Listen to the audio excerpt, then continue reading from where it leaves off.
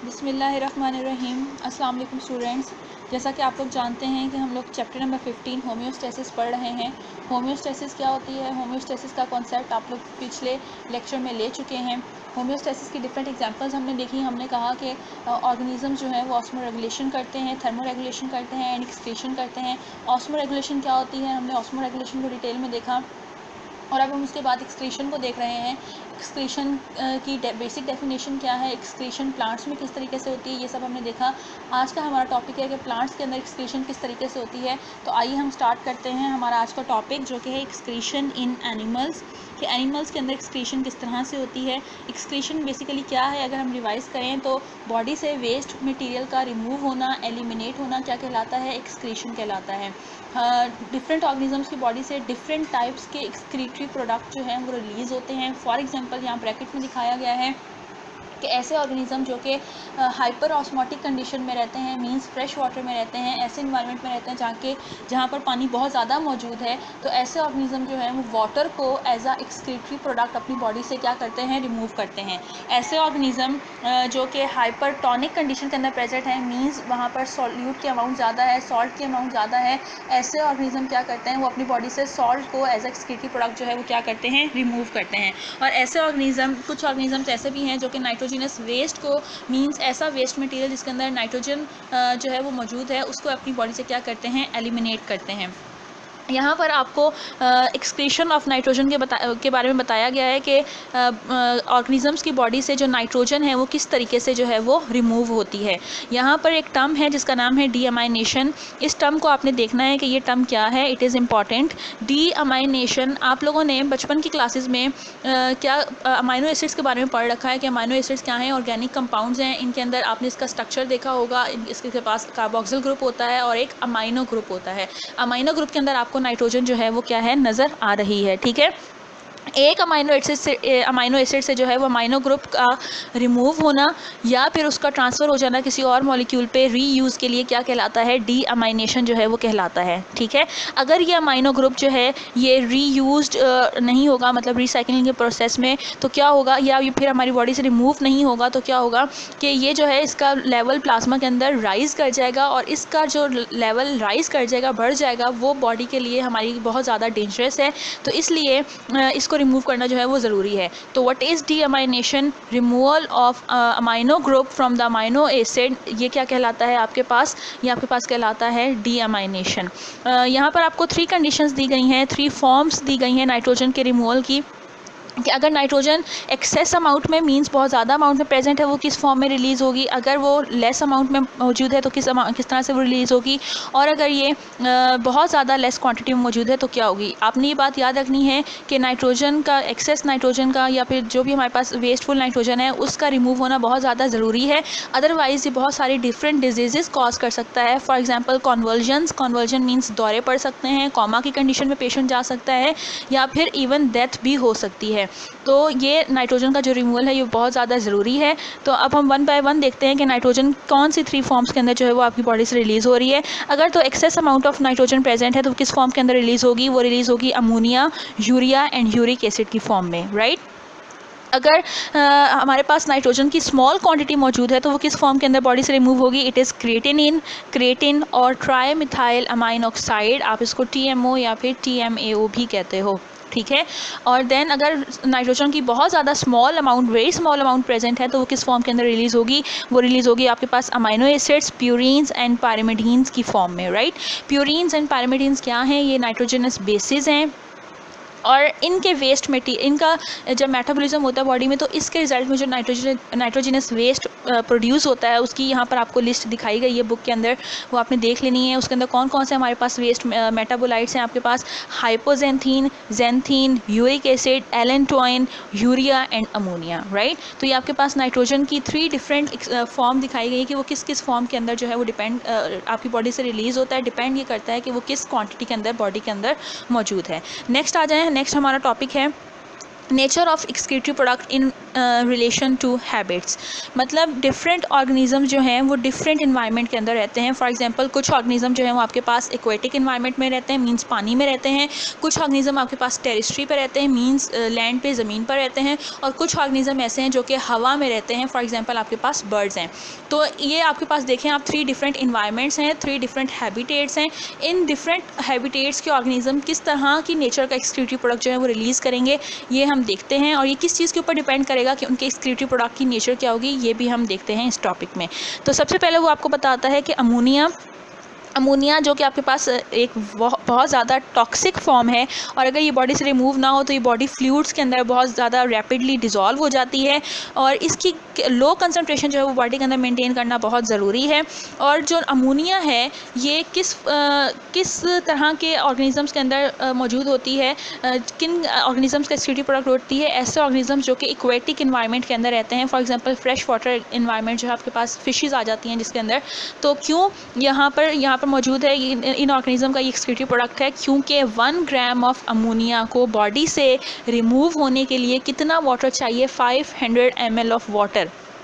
ठीक है, 1 gram ammonia अगर बॉडी से रिमूव होता है तो उसको कितना वाटर चाहिए, 500 ml ऑफ वाटर, सिर्फ 1 ग्राम ऑफ अमोनिया को। तो अब आप खुद देखें कि इतना ज़्यादा पानी सिर्फ और सिर्फ किस कंडीशन में अवेलेबल होगा, सिर्फ और सिर्फ एक्वेटिक इन्वायरमेंट के अंदर जो है वो मौजूद होगा। तो ये ऑर्गेनिजम्स क्या करते हैं, ये ऑर्गेनिज्म जो कि हाइपोटोनिक इन्वायरमेंट में रहते हैं, फ्रेश इन्वायरमेंट में रहते हैं, फ्रेश वाटर इन्वायरमेंट में रहते हैं, ये ऑर्गेनिज्म अमोनिया को जो है वो एक्सक्रीटरी प्रोडक्ट अपनी बॉडी से एज उसको रिमूव करते हैं। नेक्स्ट हमारे पास आ जाती है यूरिया। यूरिया कौन से ऑर्गेनिजम्स रिलीज़ करते हैं अपनी बॉडी से, जो कि टेरेस्ट्री पे रहते हैं मोस्टली। फॉर एग्जांपल मैमल्स आ जाते हैं उनके अंदर, एम्फीबियंस आ जाते हैं, शार्क्स और कुछ बोनी फिशेस आ जाती हैं। ये ऑर्गेनिज्म जो है ये क्या करते हैं, ये इनका एक्सक्रीटरी प्रोडक्ट जो है उसकी नेचर क्या है, वो यूरिया है। ठीक है, और 1 ग्राम ऑफ यूरिया जो है उसको बॉडी से रिमूव होने के लिए 50 ml ऑफ वाटर चाहिए। अब आप कंपैरिजन कर सकते हैं कि अमोनिया को कितना वाटर चाहिए था, 500 ml, जबकि वही क्वांटिटी जो है यूरिया की है 1 ग्राम ऑफ यूरिया, और उसको सिर्फ और सिर्फ 50 ml ऑफ वाटर जो है वो रिक्वायर्ड है बॉडी से रिमूव होने के लिए। और इतना क्योंकि हम मैमल्स हैं, टेरेस्ट्री पर रहने वाले ऑर्गेनिज्म है, इतना ज़्यादा वाटर अवेलेबल नहीं होता तो वो क्या करते हैं कि वो यूरिया को अपनी बॉडी से as a excretory product remove करते हैं। इसके ऑपोजिट अगर आप लोग आ जाएं तो आपके पास यूरिक एसिड भी एक एक्सक्रीटरी प्रोडक्ट की एग्जांपल है। यूरिक एसिड कौन से ऑर्गेनिज्म जो है वो रिलीज़ करते हैं अपनी बॉडी से, ऐसे ऑर्गेनिज्म जिनको एक्यूट शॉर्टेज ऑफ वाटर होती है, मीन्स उनको वाटर इतना ईजिली अवेलेबल नहीं होता, तो उनको 1 ग्राम ऑफ यूरिक एसिड को अपनी बॉडी से रिमूव करने के लिए सिर्फ और सिर्फ 1 ml ऑफ वाटर जो है वो रिक्वायर्ड है। अब आप इन तीनों को कंपेरिजन करें, अमोनिया को कितना वाटर रिक्वायर्ड था, 500 ml, यूरिया को 50 ml और यूरिक एसिड को 1 ml ऑफ वाटर। ठीक है, तो कौन सा ऑर्गेनिज्म किस तरह का एक्सक्रीटरी प्रोडक्ट जो है वो रिलीज़ कर रहा है, वो डिपेंड करता है उसकी हैबिटेट के ऊपर, मतलब उसके इन्वायरमेंट के ऊपर, वो किस तरह के इन्वायरमेंट में रहता है। फ़िशेस जो थी वो अमोनिया रिलीज़ कर रही थी क्योंकि फ़िशेस को बहुत ज़्यादा वाटर अवेलेबल है, पानी समंदर के अंदर जो है वो पानी ही पानी है। ठीक है, यूरिया को अगर हम देखें तो वहाँ पर पानी की क्वान्टिटी और कम हो जाती है, और अगर हम यूरिक एसिड देखें वहाँ पर उसको बिल्कुल ही लेस अमाउंट ऑफ वाटर चाहिए। तो ये यूरिक एसिड जो है वो बर्ड्स वगैरह, रेप्टाइल्स हैं, इंसेक्ट्स हैं, स्नेल्स वगैरह हैं, इस तरह के ऑर्गेनिज्म जो है वो यूरिक एसिड को अपनी बॉडी से एज अ एक्सक्रीटरी प्रोडक्ट जो है वो रिलीज़ करते हैं। यहाँ पर अब आपने जो चीज़ देखनी है वो है यूरिया साइकिल। हमने यूरिया साइकिल को पढ़ना है, इट इज़ वेरी इंपॉर्टेंट आपके पेपर के पॉइंट ऑफ व्यू से कि यूरिया साइकिल क्या होता है। यूरिया साइकिल बेसिकली एक आप समझ लें कि एक टाइप ऑफ रिएक्शन है, एक साइकिल है जिसके अंदर अमोनिया जो है वो क्या होता है, यूरिया के अंदर कन्वर्ट हो जाता है। ठीक है, अमोनिया NH3 आप अमोनिया को कहते हो, it is converted into urea. Urea के अंदर ये कन्वर्ट हो जाता है, जो कि यूरिया जो है ये अमोनिया की लेस टॉक्सिक फॉर्म है, राइट। और कौन से ऑर्गेनिज्म के अंदर यूरिया साइकिल प्रेजेंट होता है, ये मौजूद होता है टेरेस्ट्रियल एनिमल्स, ऐसे एनिमल्स जो कि लैंड के ऊपर प्रेजेंट होते हैं जहाँ पर शॉर्टेज ऑफ वाटर होती है, तो वहाँ पर ये क्या होता है, ये यूरिया साइकिल जो है वहाँ पर उन ऑर्गेनिजम्स के अंदर मौजूद होता है। ठीक है, आइए अब हम देखते हैं कि यूरिया साइकिल के अंदर होता क्या है। तो ये आपकी डायग्राम है यूरिया साइकिल की। इसको हम देखते हैं। सबसे पहले ये स्टार्ट कहाँ से होगी, आपने इसका स्टार्ट कहाँ से लेना है, दिस, यहाँ से अमोनिया जो है वो कार्बन डाइऑक्साइड के साथ कंबाइन करेगी, ठीक है, अमोनिया NH3 कंबाइन करेगी वो कार्बन डाइऑक्साइड के साथ, और ये किसके अंदर कन्वर्ट हो जाएगी, ये कन्वर्ट हो जाएगी सिट्रोलिन के अंदर, ठीक है। यहाँ पर ये एडिशनल कंपाउंड दिखाया गया है, इसको हम नहीं देखेंगे क्योंकि ये आपकी बुक के अंदर नहीं है। आपको वो डायरेक्ट बता रहा है कि अमोनिया किसके अंदर कन्वर्ट हो रही है, अमोनिया कार्बन डाइऑक्साइड के साथ कंबाइन करके सिट्रोलिन के अंदर जो है वो कन्वर्ट हो रही है। सिट्रोलिन एक और कंपाउंड है आपके पास आर्जिनोसक्सिनेट, उसके अंदर कन्वर्ट होगा। और यहाँ पर जो है आपकी बुक को अगर हम फॉलो करें तो वो बताता है कि एक और अमोनिया का मॉलिक्यूल जो है वो यहाँ पर इस पॉइंट पर एंटर होगा, ठीक है, और वो अमोनिया का मॉलिक्यूल जो है वो यूरिया की सेकंड नाइट्रोजन जो है वो प्रोवाइड करेगा। यूरिया के अंदर 2 नाइट्रोजन जो हैं वो मौजूद होते हैं, एक नाइट्रोजन इस अमोनिया से आ रहा है और एक नाइट्रोजन जो है, ये अगर हम आपकी बुक को फॉलो करें यहाँ पर इस पॉइंट पर, तो जहाँ पर मैंने स्टार बनाया हुआ है, तो वो कहता है कि एक और अमोनिया यहाँ पर ऐड होगा और ये यूरिया का सेकेंड नाइट्रोजन जो है वो प्रोवाइड करेगा। देन सिट्रोलिन आर्जिनोसक्सिनेट के अंदर कन्वर्ट हो जाएगी, आर्जिनोसक्सिनेट कन्वर्ट होगी आर्जिनिन के अंदर इस तरह से, और फिर ये जो आर्जिनिन है इसकी ब्रेकडाउन होगी 2 कंपाउंड्स के अंदर। वो 2 कंपाउंड्स कौन कौन से हैं, एक है ऑर्निथीन और एक है यूरिया, ठीक है। आर्जिनिन 2 कंपाउंड्स के अंदर टूट जाएगा, एक है ऑर्निथीन, एक है यूरिया। आर्निजीन जो है आपके पास, आर्जिनिन जो है ये जब यूरिया के अंदर कन्वर्ट होगा तो यहाँ पर एक एंजाइम रिक्वायर्ड है, उसका नाम है आर्जिनेज। आपकी बुक में दिया गया है, आपने अपनी बुक को फॉलो करना है, फिगर 15.6 को।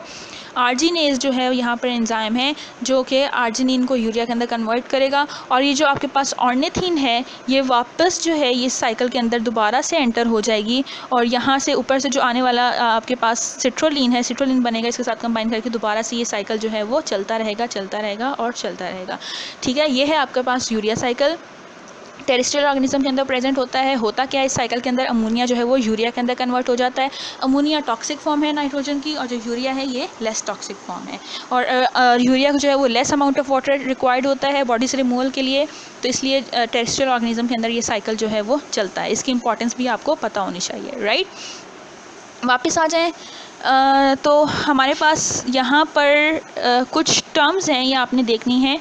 ये टर्म्स क्या क्या हैं, नंबर 1 इज़, यहाँ पर ये वाली टर्म्स जो हैं ये आपने देखनी है, जो मैंने सर्कल की हैं, ammonotelic, ureotelic and uricotelic. Hope so मुझे इस पे ज़्यादा टाइम लगाने की ज़रूरत नहीं पड़ेगी, अब आप लोग इसको अंडरस्टैंड करते हैं। ऐसे एनिमल्स जो कि अपनी बॉडी से अमोनिया रिलीज़ करते हैं एज अ टॉक्सिक मटेरियल, आप उनको अमोनोटैलिक कहते हो। ऐसे ऑर्गेनिज्म जो कि अपनी बॉडी से यूरिया रिमूव करते हैं एज अ एक्सक्रीटिव प्रोडक्ट, आप उनको यूरियोटैलिक कहते हैं। और ऐसे ऑर्गेनिज्म जो कि जिनकी बॉडी से यूरिक एसिड जो है वो रिमूव होता है, फॉर एग्जांपल जो बर्ड्स हैं उनकी बॉडी से यूरिक एसिड रिमूव होता है, तो आप उनको यूरिकोटैलिक कहोगे।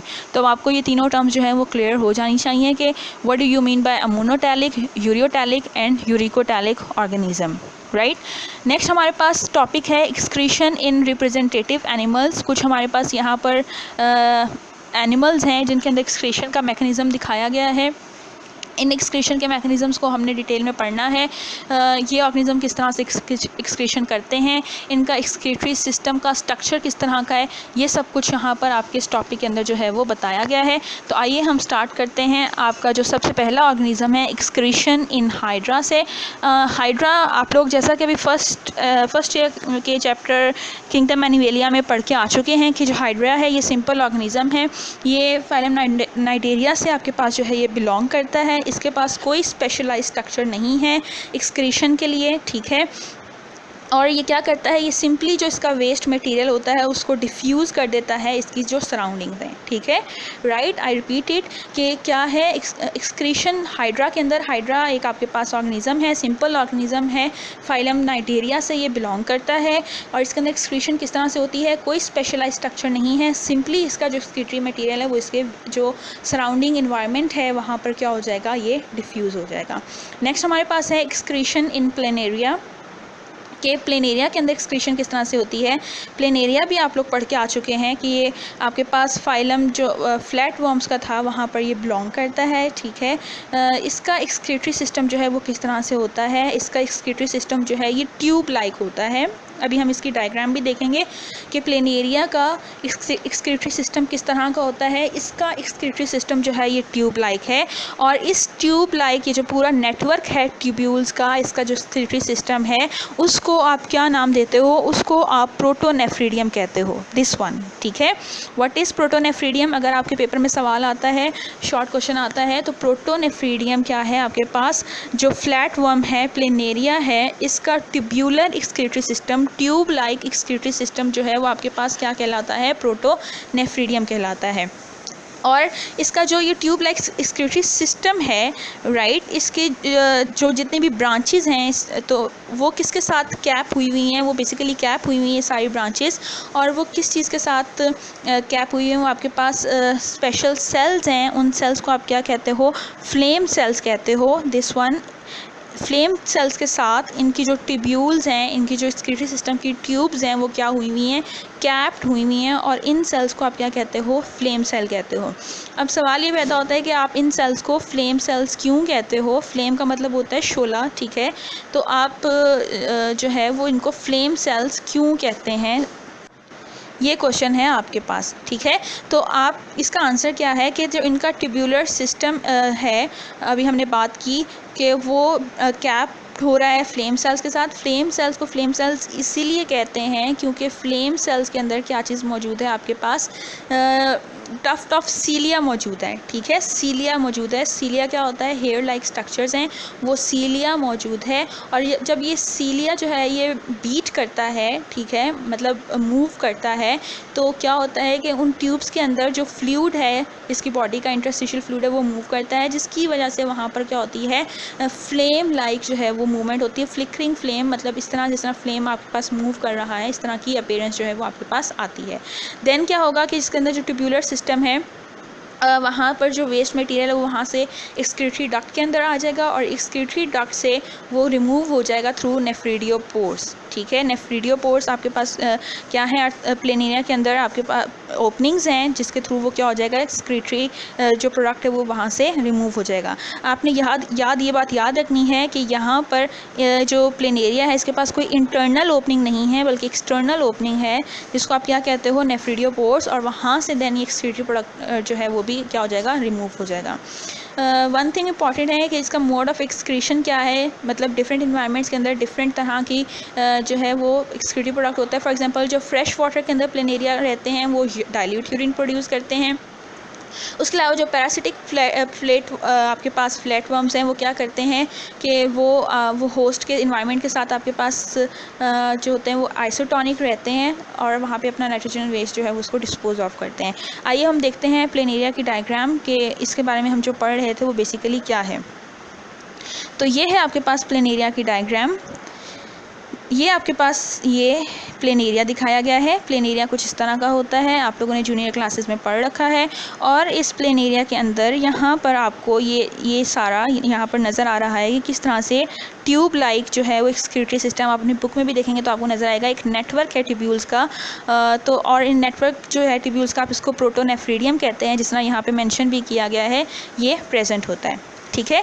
अब वो क्या करता है, वो आपको जूम करके दिखाता है कि ये इसका जो है वो ब्रांचेस जो है, ये ट्यूब्यूल्स जो है, इनको आपको जूम करके दिखाता है। और अब आप देखें कि जिस तरह उसने यहाँ पर आपको ये जूम करके दिखाया, दिस वन, तो ये जो आपको ब्रांचेस ट्यूब्स नज़र आ रही हैं, ब्रांचेस नज़र आ रही हैं, ये कैप्ड हुई हुई हैं किस चीज़ के साथ? फ्लेम सेल्स के साथ, ठीक है। फ्लेम सेल्स के साथ जो है ये कैप्ड हुई हुई हैं। और आप इनको फ्लेम सेल्स क्यों कहते हैं, अभी हमने पीछे भी देखा, और यहाँ पे भी इस डायग्राम के अंदर आपको मोस्टली ये क्लियर हो रहा है कि यहाँ पर इन फ्लेम सेल्स के अंदर सीलिया प्रेजेंट हैं, हेयर लाइक स्ट्रक्चर्स यहाँ पे उसने लेबल भी किया हुआ है, प्रेजेंट है। और जब ये जो इंटरस्टिशियल फ्लूइड, यहाँ पर जो साइड पे फ्लूइड प्रेजेंट है इसकी बॉडी में, वो जब इनके अंदर एंटर होता है तो ये क्या करते हैं? प्रोपेल करते हैं, मतलब बीटिंग हो रही होती है, इनकी मूवमेंट हो रही होती है, तो जिसकी वजह से आपके पास किस तरह की अपीयरेंस आती है? फ्लेम की तरह की, जिस तरह कि शोला जल रहा होता है, इस तरह की आपके पास अपीयरेंस इसकी आती है। होप सो ये आपको क्लियर हो गया होगा। नेक्स्ट हमारे पास है excretion in earthworm earthworm भी आप लोग पढ़ के आ चुके हैं कि आपके पास कौन से फाइलम से बिलोंग करता है, ये सारा कुछ आपने पढ़ा हुआ है। यहाँ पर हम सिर्फ एक्सक्रीशन की बात कर रहे हैं कि किस तरह से इन अर्थवॉर्म के अंदर जो है वो एक्सक्रीशन होती है। अर्थवॉर्म भी आपके पास एक बहुत अच्छी एग्जांपल है ट्यूब्यूलर एक्सक्रीटरी सिस्टम की। इसके अंदर भी ट्यूब लाइक एक्सक्रीटरी सिस्टम जो है वो मौजूद होता है और इसके ट्यूब्यूलर एक्सक्रीटरी सिस्टम को आप मेटानेफ्रीडियम का नाम देते हैं। अब आपने इनका कंपैरिजन याद रखना है कि प्लेनेरिया का जो ट्यूब लाइक स्ट्रक्चर था आप उसको प्रोटोनेफ्रीडियम का नाम देते हो और अर्थवॉर्म में जो ट्यूब लाइक एक्सक्रीटरी सिस्टम है आप उसको मेटानेफ्रीडियम का नाम देते हो। आपने इसको जो है वो कंफ्यूज नहीं करना, राइट। अब इसके अंदर किस तरह से एक्सक्रीशन होती है हमने इसको ये देखना है। यहाँ पर क्या होता है, अच्छा अब आपने एक बात और याद रखनी है यहाँ पे कि आप लोगों ने अर्थवॉर्म का स्ट्रक्चर पढ़ा है कि वो सेगमेंटेड उसकी बॉडी होती है। हर सेगमेंट के अंदर जो है ये पेयर ऑफ मेटानेफ्रीडियम, ये आपके पास जो ट्यूब लाइक सिस्टम है ये पेयर की फॉर्म के अंदर जो है वो मौजूद होता है। उसके अलावा इस ऑर्गेनिज्म के अंदर जो है अर्थवॉर्म के अंदर इंटरनल ओपनिंग जो है वो मौजूद है और इस इंटरनल ओपनिंग को आप नेफ्रोस्टोम का नाम देते हो। जिस तरह हमने कहा था प्लेनेरिया के अंदर कोई एक्सटर्नल जो इंटरनल ओपनिंग है वो नहीं होती, जबकि अर्थवॉर्म के अंदर इंटरनल ओपनिंग होती है जिसको आप नेफ्रोस्टोम का नाम देते हो, राइट। अब इस नेफ्रोस्टोम के अंदर क्या होता है ये हम देखते हैं कि क्या करता है, फ्लूइड को कलेक्ट करता है, राइट। फ्लूइड को कलेक्ट करने के बाद वहाँ पे सॉल्ट्स वगैरह की जो है वो क्या होती है रीएब, जितने भी यूज़फुल और भी सॉल्ट्स के अलावा सब्सटेंसेस हैं उनकी क्या होती है रीएब्सॉर्प्शन होती है और देन वो वहाँ से जो वेस्ट हमारे पास मटेरियल रह जाता है लेफ़्ट ओवर वहाँ से रिमूव हो जाता है। किस तरह से, आइए हम इसको भी डायग्राम के थ्रू जो है वो देखते हैं। डायग्राम जो है ये बेस्ट है आपको क्लियर करने के लिए। दिस वन अगर आप इसको देखें तो यहाँ पर आपको मेटानेफ्रीडियम जो है वो दिखाया गया है। मेटानेफ्रीडियम, होप सब आपको मेटानेफ्रीडियम का मतलब पता चल चुका है कि ट्यूब लाइक जो एक्सक्रीटरी सिस्टम है। आप लोग देख सकते हैं कि अर्थवॉर्म का एक सेगमेंट ये है, एक सेगमेंट ये है, जिससे हमने कहा कि इसकी बॉडी सेगमेंटेड होती है। तो इस सेगमेंट के अंदर क्या चीज़ मौजूद है आपके पास, ये pair of excretory tube like excretory system है जिसको आप मेटानेफ्रीडियम का नाम देते हो। अभी अभी मैंने आपको पीछे कहा कि इस ऑर्गेनिज्म के अंदर एक इंटरनल ओपनिंग होती है और ये इंटरनल ओपनिंग जो है यहाँ पे इसके इर्द सीलिया मौजूद होते हैं, तो इसलिए आप इसको इंटरनल सिलिएटेड ओपनिंग कहते हो। यहाँ पर ये आपको नज़र आ रही होगी इस तरह से, आप ये देख सकते हैं ये ओपनिंग है, ये आपको थ्रेड लाइक स्ट्रक्चर्स भी नज़र आ रहे हैं जिसको आप सीलिया कह रहे हो और ये इंटरनल ओपनिंग जो है वो आप इसको नेफ्रोस्टोम का नाम देते हैं, ठीक है। ये क्या कहलाएगी आपके पास, ये आपके पास नेफ्रोस्टोम कहलाएगी। जिस तरह से यहाँ पर उसने आपको दिखाया हुआ है क्लियरली कि नेफ्रोस्टोम क्या है, ये इंटरनल ओपनिंग जो है ये वो आपको दिखा रहा है जिसके इर्द गिर्द सीलिया मौजूद है जिसको वो नेफ्रोस्टोम का नाम देता है, क्लियर। अच्छा अब हम देखते हैं कि यहाँ पर एक्सक्रीशन का मैकेनिज़्म बेसिकली किस तरीके से जो है वो होता है, राइट। तो क्या होता है यहाँ पर जो सिलोम है, सिलोमिक फ्लूइड है, ये आपको नज़र आ रहा है, दिस वन यहाँ पर उसने लेबल किया हुआ है सिलोमिक। इस ट्यूबुलर एक्सक्रीटरी सिस्टम के बारे सारा क्या मौजूद है, सिलोमिक फ्लूइड मौजूद है। ये सिलोमिक फ्लूइड जो है वो क्या होगा कि वो इसको नेफ्रोस्टोम जो है वो कलेक्ट करेगा, ठीक है। ये सारा सिलोमिक फ्लूइड जो है ये कहाँ पर एंटर होगा, ये इन नेफ्रोस्टोम के अंदर जो है वो एंटर होगा, ठीक है। और इस नेफ्रोस्टोम के अंदर एंटर होने के बाद क्या होगा कि यहाँ पर जो फ्लूइड्स हैं, जो सॉल्ट्स हैं, उनकी रीएब्जॉर्प्शन होगी और जो एक्स्ट्रा वेस्ट मटेरियल है वो कहाँ पे चला जाएगा, वो आपके जो अर्थवॉर्म है उसके जो कलेक्टिंग ट्यूब्यूल है वहाँ से होता हुआ यहाँ से ये बॉडी से जो है इसकी रिमूव हो जाएगा, ठीक है। तो इस तरह से जो है वो एक्सक्रीशन होती है अर्थवॉर्म के अंदर। आपने इसको बुक से रीड कर लेना है और लेफ़्ट ओवर जो मटेरियल उसका यूरिन की फॉर्म में जो है वो नाइट्रोजनस वेस्ट की फॉर्म में जो है इसकी बॉडी से रिमूव हो जाएगा, राइट। नेक्स्ट हमारे पास जो टॉपिक है वो है एक्सक्रीशन इन कॉकरोच, कि कॉकरोच के अंदर जो है वो किस तरह से एक्सक्रीशन होती है। कॉकरोच जो है इसके अंदर एक्सक्रीशन के मैकेनिज़्म को देखते हैं, हम डायग्राम के थ्रू भी देखेंगे और पहले हम इसको देख लेते हैं फ्लो चार्ट की हेल्प से कि एक्सक्रीशन किस तरह से होती है कॉकरोच के अंदर। कॉकरोच के अंदर अब यहाँ पे दो टर्म्स हैं, ये आपने याद रखनी है, एक है हीमोलिम्फ और एक है साइनोसिस।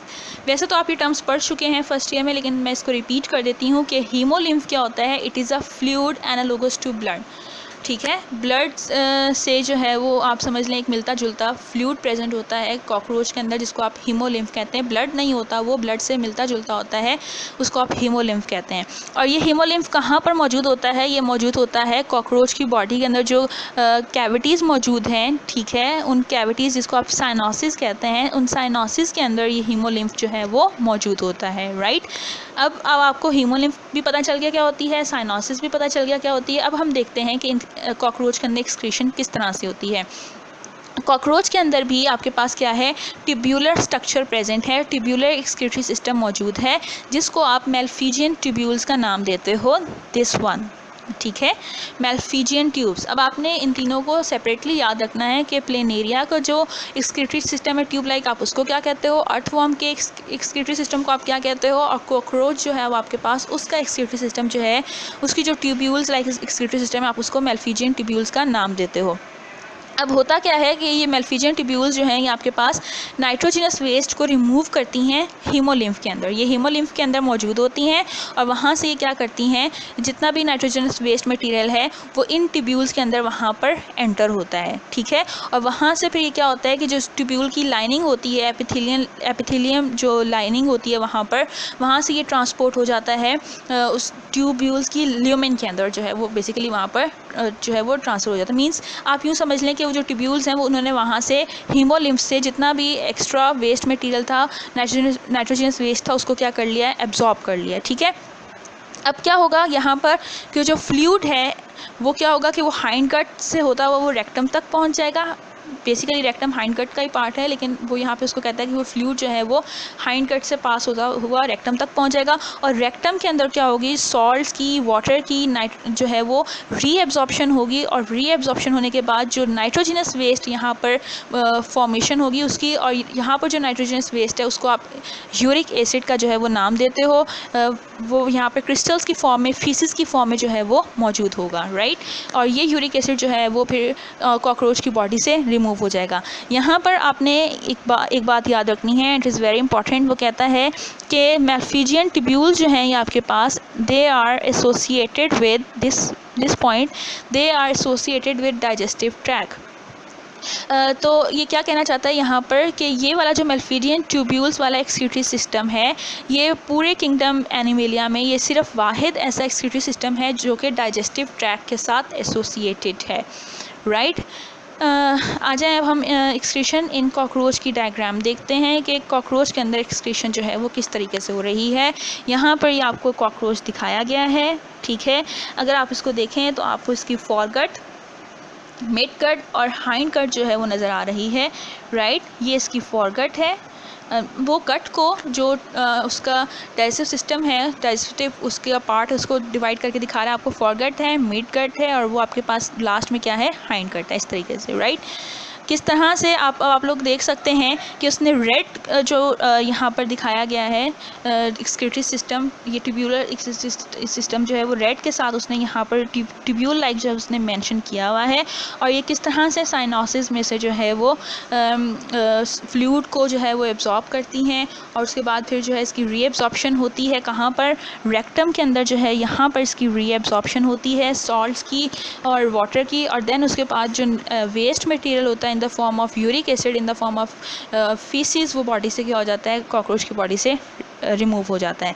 आपने क्या करना है, अब आपकी जो एक्टिविटी है, होमवर्क है, आपने इन सारी डायग्राम को, आपने इस साइकिल को प्रैक्टिस करना है, राइट। आपने इनका कंपैरिजन याद रखना है, डिफरेंट हैबिटेट्स के अंदर किस तरह की जो है वो एक्सक्रीटरी प्रोडक्ट मौजूद है, क्यों मौजूद है, आपको उसका वाटर की के हवाले से आपने उसको सेटिस्फाई आपको करना आना चाहिए, उसको जस्टिफाई आपको करना आना चाहिए। इस टॉपिक को थॉरली रीड करें, और जो आपका होमवर्क है नेक्स्ट टाइम के लिए वो यही है कि आपने इनकी डायग्राम्स की अच्छे से प्रैक्टिस करनी है, और इनके एक्सक्रीशन जो है उसके अंदर आपको कंपैरिजन जो है वो आना चाहिए। Okay, thank you so much students.